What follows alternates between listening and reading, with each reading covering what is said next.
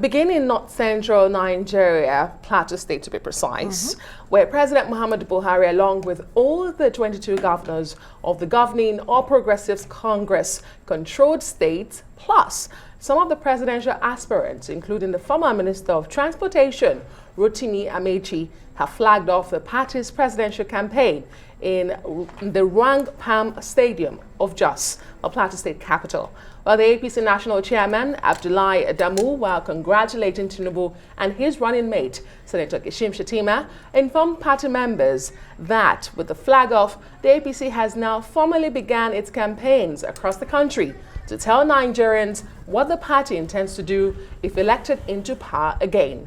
And chairman of the Progressives Governors Forum, Atiku Bagudu, was forced to stop his speech halfway because of a fracas involving APC members and security personnel, who, while trying to control the crowd, resorted to beating them, with Deputy Speaker of the House of Representatives, Ahmed Idris Wase, also intervening at different intervals and pleading with their group's supporters.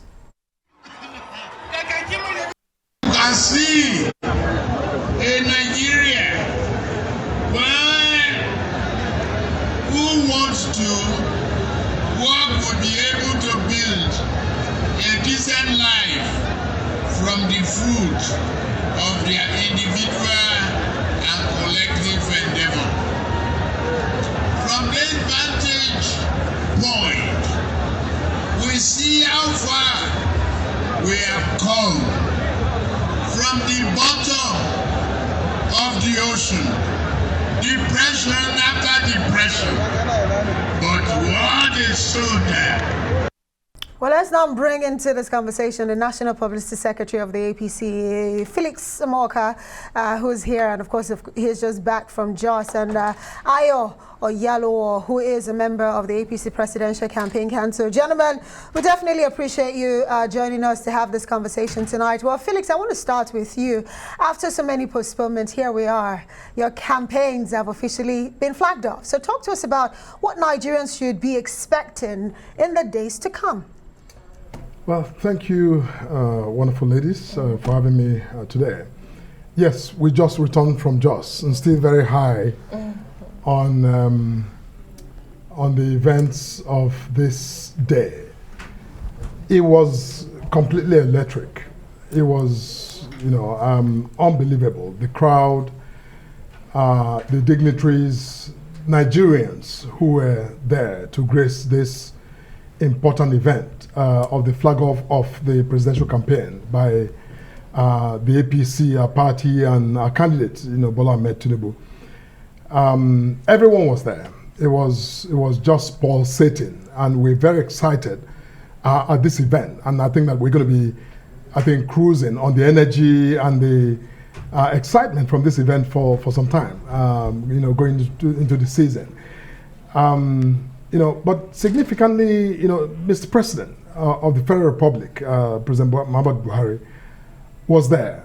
He sat through the entire event patiently. He didn't look left, he didn't look right. He was absolutely focused on that event. And when he eventually got the moment to speak, he was very brief, but he was very clear. And that is that he, as chairman of the Presidential Campaign Council, would lead the campaign for this candidate of our party to victory come next election. Okay. I don't know if you were also in Jos, but Plateau State, why Plateau State? How significant is that? Yes, is the state of the Director General of the Presidential Campaign Council, Governor Simon Lalong, but some will wonder, is that an incursion into the north to pacify northern Christians? Why Plateau State? Tell us. Let me start like my brother, Barrister Felix started. Good evening, beautiful ladies. Plateau is just a wonderful place to be. I mean, if you remember, Plateau carries a huge history. In 1993, when the SDP had its primaries, when we had what they call the option A4, I was a university undergraduate then. It happened in Plateau State. And that was one of the events that catapulted our current candidate into national limelight. After that, the election that finally culminated after the Plateau State event was illegally and wickedly annulled, and then people had to form all manner of self-help organization, especially the NADECO, that helped to bring back democracy after several years, and a lot of lives have been lost. So Plateau is a significant state, and it's also a state I find very lovely because I did my secondary school there. So I always see myself as a just boy too. So Plateau is central to Nigeria. So if you want to understand why we are using Plateau, Plateau is central, and we want to move from the middle to go through like an osmosis kind of arrangement. So Plateau forms the fulcrum, that is the center point of Nigeria, and we are taking it from the center to move to the east, the west, the north, and the south to cover the entire land of Nigeria. And I don't think anybody needs pacification. The Christians have been spoken to. I, for instance, I am a Christian. I'm not just a Christian, I'm a born-again Christian, tongue-talking, fire-breathing. So Christians are not aggrieved. They don't need any pacification. Because I was also living in Lagos when Asiwaju Bola Ahmed Tinubu was the governor of Lagos State. And I can assure you, many of us did not even know he was a Muslim until maybe some people decided to start calling him Ahmed. Then it was Bola Tinubu, and we never knew he was a Muslim. So for us as Christians, we have no fear about his candidature. We have no doubt about his sincerity towards Nigerians. This man has been married to a Christian for 40 years, and he has not had any issue. His children are mixed. He has Muslim among them. He has Christians among them. He is and as a Yoruba man, and I'm also a Yoruba man, in our society, we don't have issues with religion. If you come to my family house today in Ogbomosho, you find out that my father is a Christian, is a deacon. If you go into our family house deep inside, the head of the family is an Egungun worshipper. Then some other people are Muslims. So we don't have issues with religion. So we are not pacifying any Christian, because Christians are part and parcel of what we are doing. They have nothing to worry about. We are just coming from the center. Like I say, it's an osmosis kind of arrangement, so that you just permit the entire Nigeria society. So that is why we started in Plateau. It's a beautiful place to be in, and like my brother say again, just as beautiful as you beautiful ladies in the studio.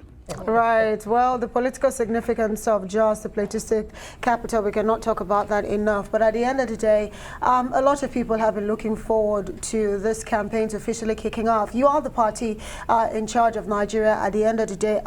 Felix Morka, let me bring you back now. Of course, Renewed Hope 2023 is the tag for the campaigns for Bola Ahmed Tinubu and the APC going into the elections. But looking at the statement by your national chairman today, he says, you know what, just paraphrasing from what he says, we have to put in work to win. And some are saying maybe the APC has not performed as good as a lot of Nigerians expected. But talk to us right now. You're done with the flag off. What next as it concerns the campaign of the APC, especially for the presidency? The comments by our national chairman, Senator Abdullahi Adamu, was meant to underscore the competitiveness of elections. The fact that you're the ruling party doesn't, mean you should, rest on your oars. You should not do your utmost to, vie for, struggle for, and persuade Nigerians to cast that last ballot for the party.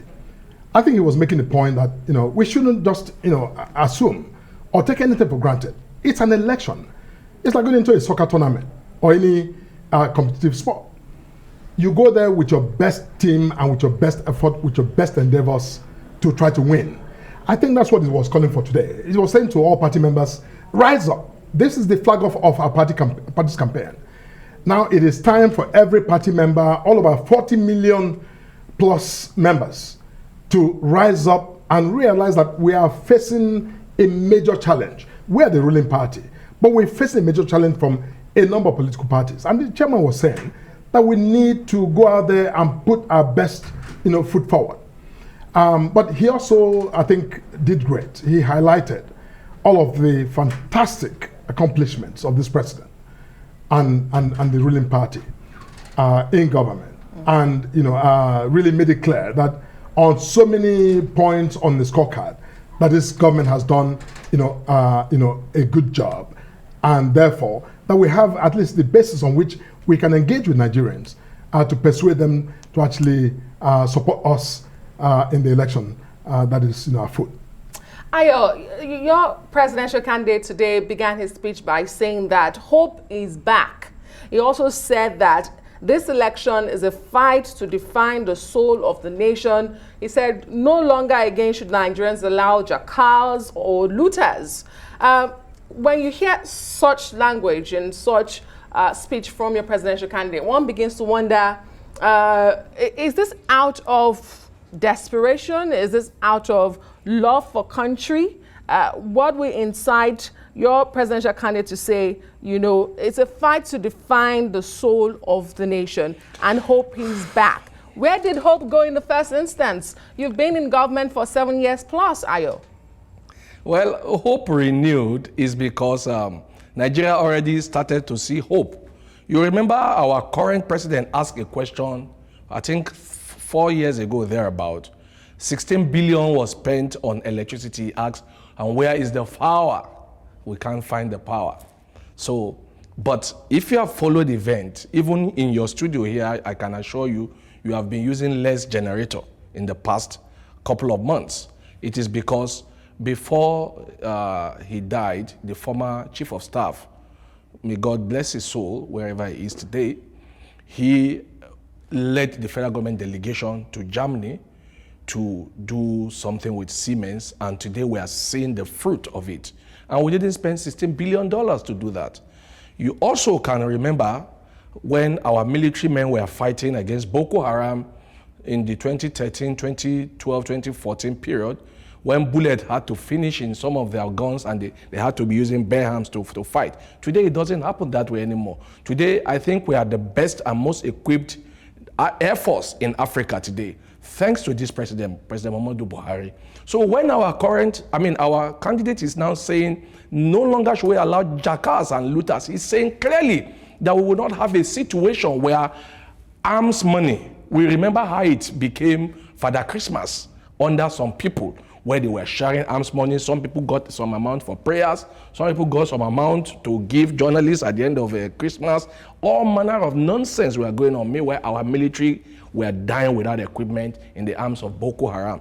Today, they have been well equipped and they are still continuing to be equipped. So our candidate is saying, whatever is meant for each aspect of our national life will be spent for that. Also, you must remember that at a time, we are the highest importer of rice. Today, we are the highest producer of rice in Africa. So hope renew. Yes, the price may be high, but that is because what you will call factors of production have set in. Over time, the black prices will stabilize. We had just 3 rice mills in Nigeria before President Buhari took over. Today, we have over 50 to 100 rice mills going on. So clearly, what we are saying is that jackals will no longer take over the government of Nigeria. We'll have people, decent people with heart for Nigerians. People who will not say we are going to do this, take the money and share it among party members. Rather, they will use whatever resources available for Nigeria for Nigerians. People listening to you will think that your party is just attempting to come into government at the center for the first time. It's a continuation. You've been there for 7 years. Yeah, it's a continuation. What I mean is this. President Buhari has laid a solid foundation in terms of infrastructure, in terms of agriculture, in terms of equipping our military. What Asiwaju Bola Ahmed Tinubu is now saying is that this foundation that has been laid will now be built upon. You will not have a situation. Okay, let me give you an example. The Itakpe Warri Alaja rail that goes through was abandoned after 40 years. Today, President Buhari has completed it. The Lagos-Ibadan rail was never even touched. It was commissioned in 2017, and today it is running freely. The Abuja-Kaduna rail that was suspended because of issues will start sometimes this month again. What we are saying is this.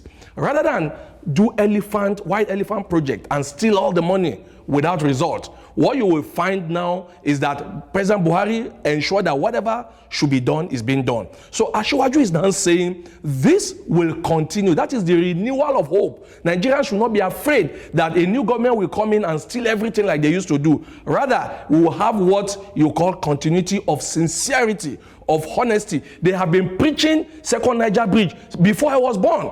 But today, Second Niger Bridge is standing. By this December, our brothers in the southeast can go home freely without the usual traffic congestion because of President Muhammadu Buhari. So hope renewed for our people. This is what we are talking about. The sincerity that whatever covenant we have with Nigerians, we will ensure that our covenant is not just a covenant in mouth, but it will be truly in action and in deed. Right. Well, Ayo, it is quite refreshing to actually see the APC stand almost united. Well, looking united today, especially seeing how turbulent the entire process was, from the picking of the vice presidential candidate to even setting up of the campaign council. We know all of those controversies. But Felix, let me bring you in here. I'm talking about unity at the end of the day. The fact that, you know, all 22 governors under the platform of the APC galvanized together today, you know, speaking one language. Renewed hope is what they're saying, but at the end of the day, there's still some issues that, of course, some looking from the outside will be worried about. And some of those issues are some of the litigations where we're seeing almost in Akwa Ibom state, from the gubernatorial candidate to even senatorial candidate. And of course, some are saying, how can we avoid a situation of what happened back in 2019? So, Felix, as we continue with this presidential campaign, talk to us about, you know, ensuring that this unity that we saw on stage today continues even beyond and the it's not campaign. just optics. Yes. No, it's not optics alone. Well, it's optics, but it's beyond optics. It's real. What you saw today was a total demonstration of faith and good faith by our members across the board, across the divide, across, you know, all of the pre-primaries tensions that have completely dissipated into this, you know, level of oneness that we put up today. And it's sound, it's real. And the people behind it, some of them I know and have engaged, are very, very passionate about the idea. They've been very selfless about this whole thing. So, you know, sometimes I get questions from our colleagues in the media about, you know, how we didn't see this individual. You know, at any event, you don't expect everyone to be present. But make no mistake, our leaders, candidates who were, you know, rather aspirants who contested in primaries are all solidly behind this candidate of our party. And Mr. President today, I think, spoke on behalf of the, you know, membership of the party to say that we are standing tall behind our candidate, and we're going to put the wind behind him, you know, into the elections and into victory. Look, you know, let me just say that, you know, today we had quite an unfortunate event where a lawmaker from Lagos State, Ayo Oyalawo of the Lagos House of Assembly, apparently slumped and died. I think this has been confirmed by the Speaker of the Lagos Assembly. You know, I want to absolutely pay my respect to the family, you know, to this man who came out to just, you know, alive and well, but unfortunately, you know, had to go, you know, today. We really sympathize with the family, and on behalf of the our national chairman, the National Working Committee of our party, we want to commiserate with the family and wish them well. They will remain in our prayers throughout this very difficult period. But, you know, having said that, I think that the rest of us who are privileged to still be breathing God's air, we have come out of Jos, and we're looking forward to tomorrow to begin the next steps, you know, in So this long tomorrow process. we're expecting the next stage of the campaigns. Is that what you're saying? Well, yes, you know, tomorrow is a new day. Will be a new day for us, where our candidates and our party members will, you know, go out there to, you know, speak to Nigerians. It's not just about the candidates; it's about all of us, from the units to the wards, to the local government, to the state. In Delta, for instance, on Saturday, we are, you know, again flagging off the governorship campaign of our candidates, the Deputy President of the Senate, you know, Senator Morka, who will be joined by, again, our presidential candidates to flag off this huge program of campaign in Delta. We're looking forward to it, and I think that every party member, not just in Delta, but across this country today, has been a beautiful day for all of us. Well, indeed, we at Arise also commiserate with you, the APC, and of course the family of the lawmaker who slumped and died at your presidential campaign flag off in Jos today. May he so rest in peace. Amen. Unfortunately, we've run out of time. We would have talked about that unfortunate incident, the fracas you talk about, because it's something we are beginning to see on campaign grounds, regardless of the political party. Hopefully, we'll get both of you back, and sometime, perhaps the presidential candidate himself to come and speak about this campaign. But we must thank you at this point, Felix Morka, who returned from Jos. He is the National Publicity Secretary of the Governing All Progressives Congress. We thank you for your time. And of course, Ayo Oyalawo, who is a member of the APC Presidential Campaign Council as well. Thank you, gentlemen. Thank you so much. For having us.